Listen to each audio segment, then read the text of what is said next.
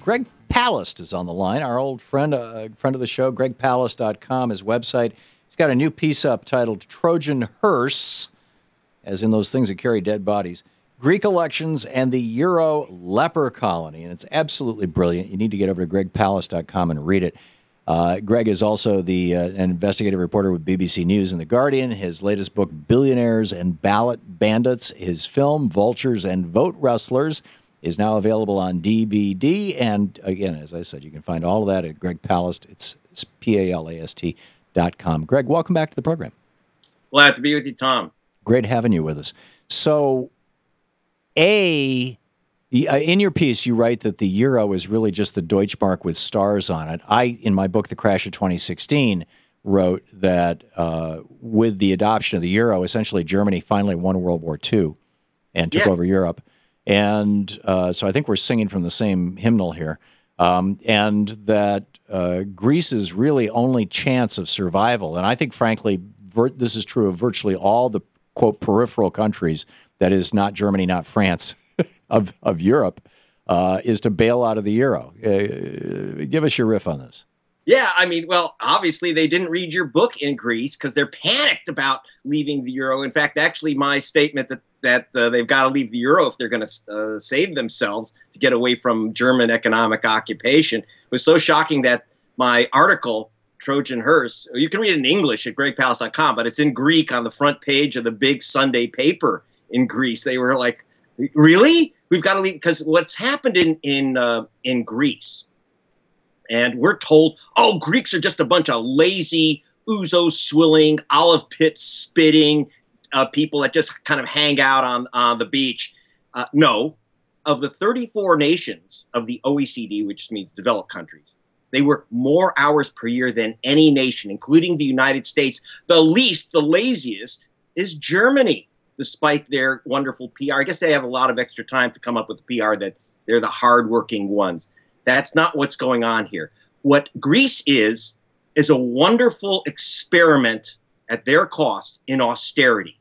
Back in 2009, the United States of America, under Barack Obama, used something called stimulus. And so did our Federal Reserve, pumping a lot. China did it. Brazil did it. The United States did it. 3 economies that avoided or got out of the recession by using stimulus, by saying it's time for the government to step in when business is hiding under the bed, scared to spend money. Right. When capitalism fails, government should take its place. And yeah, I mean, well, government involvement in Keynesianism is capitalism. It's just capitalism with like sanity and insurance against capitalism's failures. Right. In Greece, under the Eurozone, under German control, the Greeks were told when their unemployment shot to 10%, they said, we will save you. Just adopt these austerity measures, cut pensions, cut teacher pay, cut government pay, cut Social Security, and they cut. And cut back on your health care program. They cut it back to you can only be on for a year of free health care.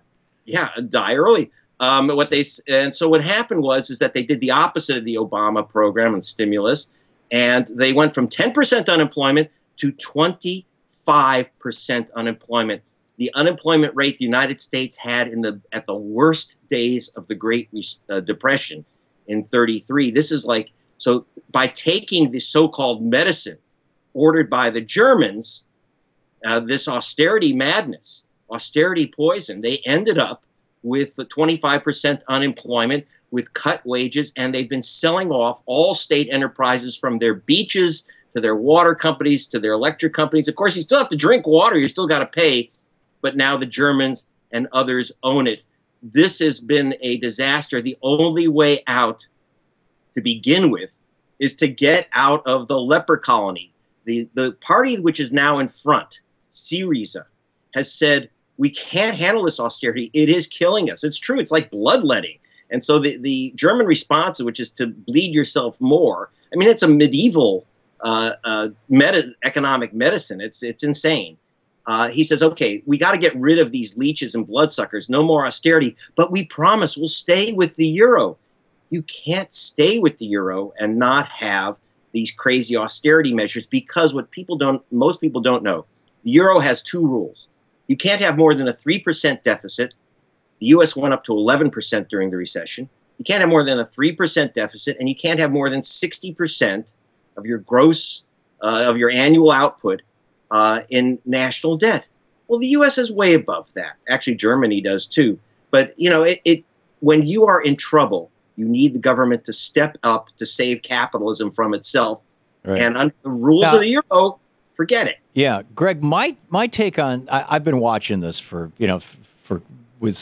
closely for some time, and my take on Syriza, why the party has been saying, and this party in all probability is going to win the election on it's the 25th of this month, as I recall. Sunday. This Sunday. Yeah. My take on why they've been saying we want to keep the euro is that originally their position was we want to leave the euro, and there was so much blowback in Greece that I think that they said, okay, we want to keep the euro just to be able to get elected, but really deep down inside, they want to get rid of the euro and probably will do so.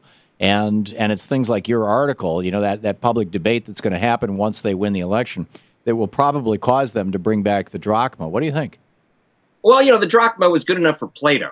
But I don't know if Syriza really, I think, wants to stay in the euro because the Greeks have been convinced that they don't want leprosy, but they don't want to leave the leper colony. They don't want to leave the euro. They're told the sky will fall. Well, as I told them in my article, and this seemed shocking to them, I said, guys, 25% unemployment, your wages cut by 1/3. The sky has fallen. Yeah, it's already fallen. And there are countries that are part of the European Union, the Scandinavian countries, the Great Britain, Turkey, who do not use the euro.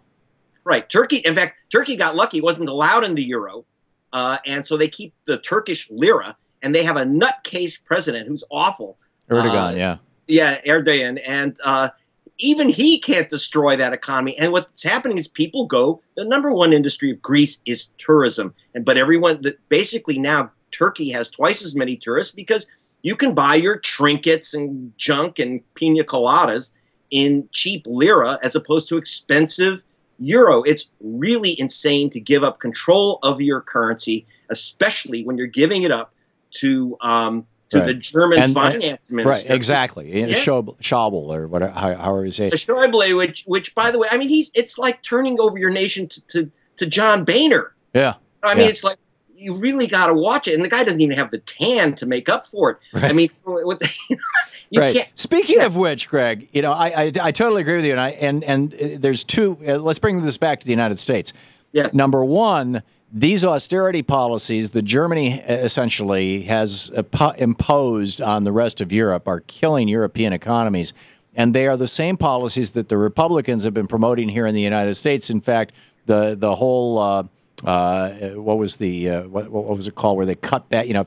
The sequester. I mean, this was like right out of Euro 101 kind of politics. Number one, this kind of mentality is destroying our economy, and number two, in the 2.5-3 minutes we have left, I'm curious your take on the State of the Union address last night. That's the big topic for the day. Yeah, well, keep in mind. In fact, let's connect these two things. First of all, the euro was invented by a guy named Dr. Robert Mundell of Columbia University, who I knew. And he told me personally, he said, Greg, the whole point of the euro is to impose Reaganomics. Mundell invented both the euro and supply side economics, what even Bush Sr. called voodoo economics. If you cut taxes for the rich, get rid of government support, get rid of fiscal policy, get rid of all government-owned industries. I mean, that includes your water supply. That somehow you'll have this great economic miracle. Well, we've seen the economic miracle of Greece going through the euro supply side voodoo economic stuff, which the Republicans are still trying to sell. In other words, they're saying, for example, from the State of the Union, the one, Obama's obviously picking up the Piketty line, which is that, hey, how about giving working people a break on taxes? And you rich guys who are really making out like bandits, how about you pay something closer to normal taxes? Capital gains. In other words, here's the weird thing. If you work as a policeman, you get paid, you pay full tax on it. You invest in trinkets, in old hula hoops, and the price of the hula hoops go up, you pay a cheaper rate. You pay capital gains rate. Obama's saying, let's get the kind of speculation tax a little bit closer to the working for a living tax. Right. Now, how insane is that? I don't think that that's insane. In fact, the thing is, what we find out from Greece is that when you give businesses the big break, your economy can go right over a cliff when you're making up for it by charging working people. It didn't work in Greece. It didn't work under Reagan. It didn't work under Bush. So now, why don't we learn something? You don't have to read Piketty, and you don't even have to. Well, I hope you'll read my article because it's in Greek or English at my site. But the State of the Union last night was simply a call for kind of bits of sanity. Whether he means it or not, that's another discussion. Well, or whether he can pull it off or not. I mean, that's even the bigger. Or if really what he was doing was this was the opening salvo of the 2016 election.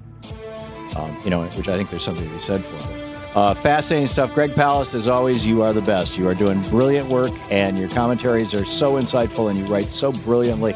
And your film, Vultures and Vote Rustlers, now available. Billionaires and Ballot Bandits, your last book. The new article, Trojan Hearse, Greek elections in the Euro Leper colony, all at gregpalast.com. Thank you, Greg. Thanks, Tom. Great seeing you.